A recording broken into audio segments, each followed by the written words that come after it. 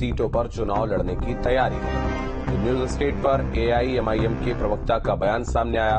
UP में 20 से 25 सीटों पर चुनाव लड़ने की तैयारी है। इससे पहले भी 6 सीटों की घोषणा की गई थी, लेकिन अब उसमें इजाफा किया गया है।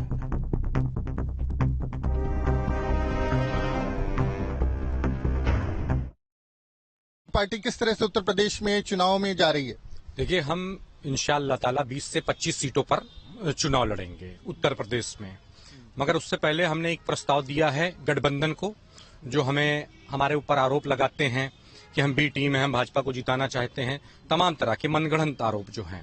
तो हमने उनसे कहा है कि अगर आप हमें 5 सीटें देते हैं तो हम फिर 25 सीटों पर चुनाव नहीं लड़ेंगे।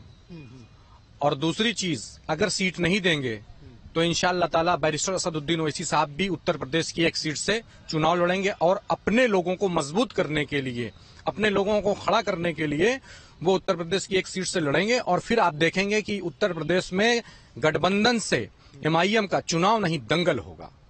आपने किससे 5 सीटों की मांग की थी? गठबंधन में किससे बात की? हमने गठबंधन में ये प्रस्ताव दिया है गठबंधन में श्री अखिलेश यादव जी को, कि जिस तरीके से वासुदेव श्री कृष्ण जी ने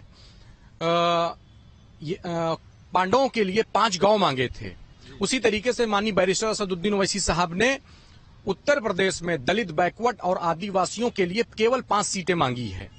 अगर वो 5 सीटें हमें दे देते हैं तो फिर उत्तर प्रदेश में एमआईएम 25 सीटों पर नहीं लड़ेगी और हम 5 सीटों पर मजबूती से भारतीय जनता पार्टी को हराने का काम करेंगे। महत्वपूर्ण भूमिका है एमआईएम की तमाम सीटों पर और एमआईएम अपनी तैयारी भी कर रही है 20 से 25 लोकसभा सीटों पर चुनाव लड़ने की। प्रयागराज से वीडियो जर्नलिस्ट विजेंद्र के साथ मानवेंद्र प्रताप सिंह, न्यूज स्टेट, उत्तर प्रदेश।